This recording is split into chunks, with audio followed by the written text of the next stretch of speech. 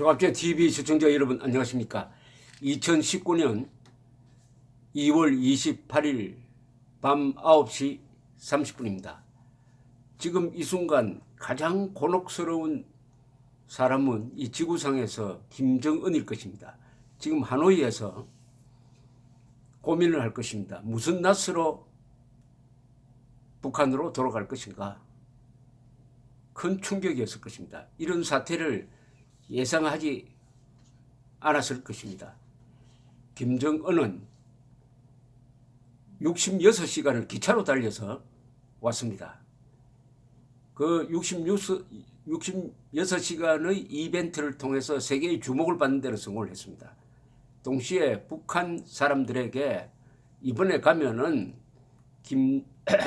트럼프를 요리해가지고 핵 보유국으로서 당당하게 설 수 있는 경제 제재 해제를 받아오겠다 하는 메시지를 남기고 북한을 떠났던 것입니다. 그런데 와보니까 예상대로 잘 돌아갔습니다. 트럼프는 김정은을 위대한 지도자다라고 극찬하기에 바빴습니다. 그러니까 더욱더 북한 노동신문이 고무가 되어가지고 오늘 북한 노동신문은 아주 대대적으로 보도를 했습니다. 트럼프 대통령과의 만남 및 만찬 사진을 17장이나 실었습니다. 신문은 조선노동당 위원장이시며 조선민주주의인민공화국 국무위원회 위원장이신 우리 당과 국가, 군대의 최고領導자 김정은 동지께서 미 합중국 대통령 도널드 J. 트럼프와 상봉하시고 단독 환담과 만찬을 함께 하시었다. 이런 긴 제목의 일면 기사에서 대결과 반목의 악순환을 끝장내고 새롭게 도래한 평화 번영의 시대에 부응하려는 조미 최고 수뇌분들의 역사적인 두 번째 상봉과 회담이 베트남 하노이에서 시작되었다. 이렇게 썼습니다. 이번 회담에서 모두가 반기는 훌륭한 결과가 만들어질 것이라고 최선을 다할 것이라는 뜻깊은 말씀을 하시었다. 김정은이 그런 이야기를 했다는 겁니다. 이 만찬에 대해 이 북한 노동신문은 북한 지배청인 노동당 기관지입니다. 두 나라 인사들이 원탁에 친근하게 둘러앉아 화기애애하다는 뜻이죠. 분위기 속에서 진행되었다. 이번 회담에서 포괄적이며 획기적인 결과를 도출하기 위한 진지하고 심도 있는 의견들을 나누었다라고 소개했습니다. 3면에는 그리운 우리 원수님이라는 제목의 사설을 실었습니다. 사설은 단 며칠이건만 온 나라에 그 어느 때보다도 그리움의 열풍이 뜨겁게 몰아치고 그이께서 부디 안녕히 다녀오시기를 바라는 축원의 성가가 하늘 땅을 진감하는 것 아니든가. 우리 인민에게 있어서 경애하는 원수님의 안녕보다 더 큰 염원, 더 큰 축원은 없다. 이렇게 아부를 했습니다. 사실은 또 김정은의 베트남행을 두고 번영과 평화를 위한 애국 헌신의 대장적이다. 평화는 항시적으로 핵전쟁의 위험 속에서 살아온 우리 인민이 지니고 있는 염원이다 라고 했는데 이런 모든 염원과 희망이 산산조각이 나고 말았습니다. 산산조각이 나고 말았어요. 김정은은 원래 내일은 하노이에서 베트남 국가주석과 회담을 하고 그 다음날 3월 2일 떠나게 돼 있는데 무슨 편으로 돌아가느냐. 또 66시간을 기차로 달려서 우울한 귀환길에 오를 것이냐. 아니면은 비행기를 타고 가려면은 이번에 몰고 온 고려항공 수송기가 있지만은 이거는 너무 열악하니까 중국 민항기를 이용하려면은 중국 광주성까지 가서 열차로 가서 거기서 중국 민항기를 타고 평양까지 가는 길을 모색을 해야 되는데 어쨌든 좀 참담한 마음이 들 겁니다. 참담한 마음을 들 겁니다. 트럼프를 너무 쉽게 얕보았을 것이라고 생각합니다. 김정은이가 계산하는 트럼프는 이거겠죠. 트럼프는 실무에 밟지 못하다. 트럼프는 인기를 좋아한다. 트럼프는 지금 국내적으로 상당한 압박을 받고 있다. 이번 회담에서 우리가 압박을 하면은 크게 양보를 할 것이다. 양보를 해가지고 이것이 성공했다라고 포장을 하게 될 것이다. 힐러리 클린턴이 이야기했던 대로 돼지의 입술에 립스틱을 발라주고는 성공했다라고 말할 정도로 우리 페이스로 끌려올 것이다. 어쨌든 이번 회담은 꼭 성공해야 된다는 그런 희망으로 왔기 때문에 우리가 갖고 놀 수 있다. 이렇게 판단했을 것이 틀림없습니다. 그래서 오늘 딱 회담을 하니까 김정은이가 먼저 이런 제안을 한 거 아닙니까? 영변 핵시설 포기하겠다. 그게 우라늄 시설도 있다. 이거 영변 핵시설 포기하는 거 이거 획기적인 조치다. 그 대신 우리 공화국에 대한 제재를 전부 전면적으로 해제해달라. 이렇게 아주 큰 제안을 했습니다. 자기들 이야기대로는 이른바 통큰 제안을 했습니다. 그러니까 트럼프가 카운터 제안을 했어요. 전면적 제재 해제는 곤란하다. 왜냐? 영변 핵시설 말고 더 있지 않느냐? 우리가 알고 있다. 저 지하에 있는 우라늄 농축 시설 따로 있지 않느냐? 그것까지 없애야 된다. 이렇게 이야기를 했다는 겁니다. 그러니까 트럼프의 이야기에 의하면 북한 측이 깜짝 놀라다는 겁니다. 그것까지 들고 나올 줄은 몰랐다는 거죠. 지금 이미 드러나 있는 우라늄 농축 시설 2010년에 미국의 해커 박사를 초청을 해가지고 공개한 우라늄 농축 시설. 그것은 이미 세상이 다 아는 건데 그것 말고 지하에 하나 이상이 있다. 하나 아니면 두 개 아니면 세 개. 이 정도의 우라늄 농축 시설이 따로 있다. 따로 있다는 것은 뭐 한국군이나 미군이 오랫동안 알고 있었던 사실입니다. 그러나 그것은 우리가 알고 있다는 이야기는 하지 않죠.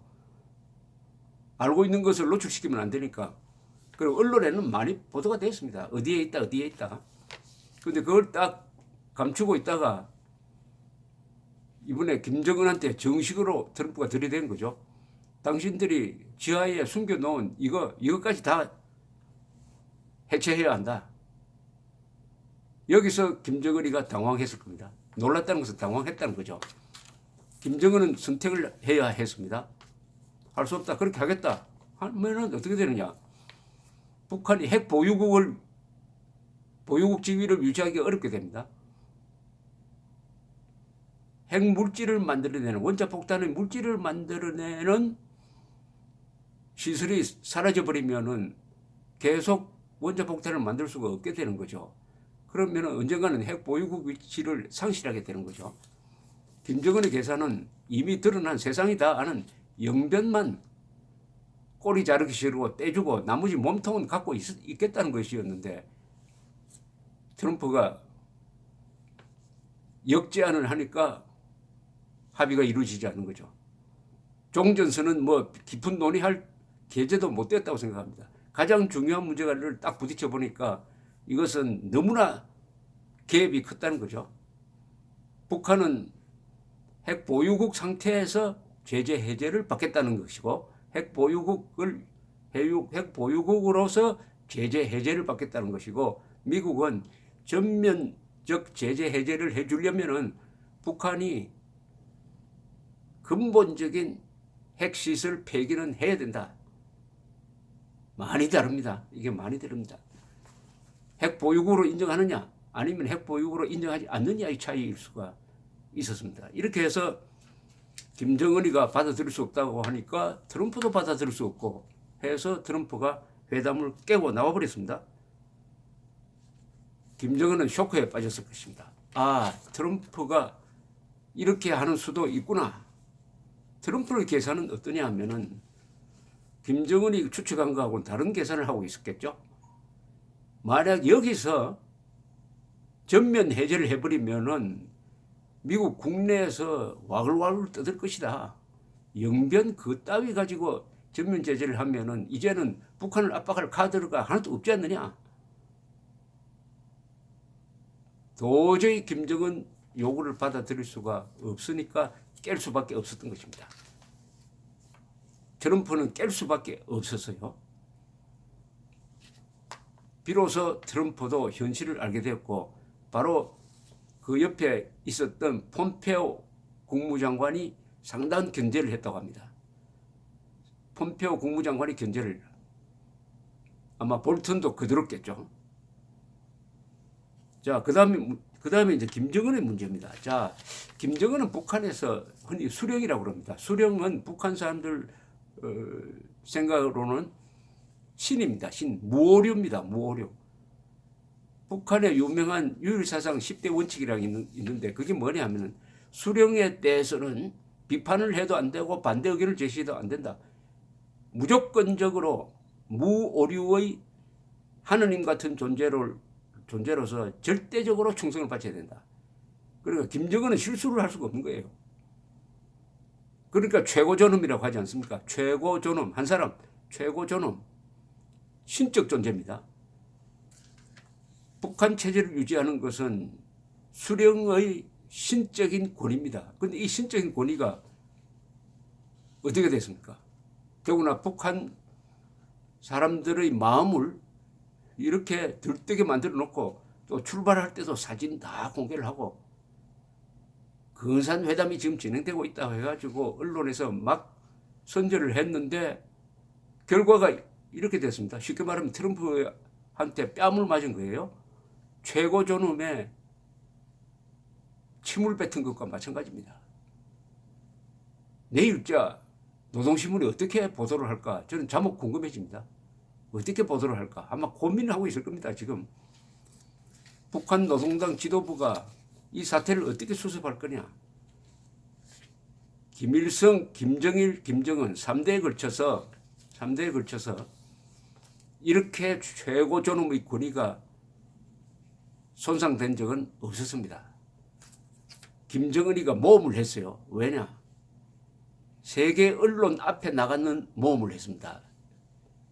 신은 언론 인터뷰를 하면 안 되죠. 신적 존재는 기자 앞에 나타나면 안 됩니다. 신적 존재는 신비한 상태로 있어야지 수백 명의 기자가 지켜보는 그 가운데 나타나면은 완전히 촌사람 되어버립니다. 이번에도 김정은이가 상당히 당황했을 것이라고 생각을 합니다. 김정은이에게 어느 기자가 질문한 것이 김정은이가 아니 김일성까지 포함해서 최초로 질문을 받은 경우라고 그거 아닙니까? 기자로부터 최초의 질문을 받아서 답변했다는 것이 뉴스가 될 정도니까 이 하나님 수준에서 땅으로 떨어진 땅에 붙은 인간이 됐다는 이야기인데 어쨌든 이 정도의 권위 손상이 일어났습니다. 이걸 어떻게 수습하느냐 앞으로 지켜봐야 되겠는데 아마 쉽지 않을 것이라고 생각을 합니다. 북한 사람들 마음속에서 김정은이가 트럼프한테 당했구나. 그리고 제재는 계속되는구나. 그럼 우리의 생활은 나아질 수가 없겠구나. 중국이 우리를 봐줄 줄 알았더니 시진핑도 트럼프한테는 꼼짝 못하는구나. 그리고 한국이 우리를 도와줄 줄 알았더니 한국도 트럼프가 대북 지원하지 말라고 하니까 꼼짝 못하는구나. 그럼 어떻게 해야 되지? 어쨌든 북한 주민들 속에서 김정은의 권위가 실추가 됐습니다. 이게 김정은의 말로를 재촉할 수도 있다는 생각이 듭니다. 말로도 재촉할 수 있다. 수령이 조롱거리가 되면은 버티기 힘든 거 아닙니까? 수령이 조롱거리가 됐다. 수령이 조롱거리가 되는 것은 참을 수 없는 상황이죠. 그래서 우선 김정은이가 무슨 낯으로 돌아갈 것이며 어떤 방식으로 돌아갈 것인지 그게 전부 흥미롭습니다. 감사합니다.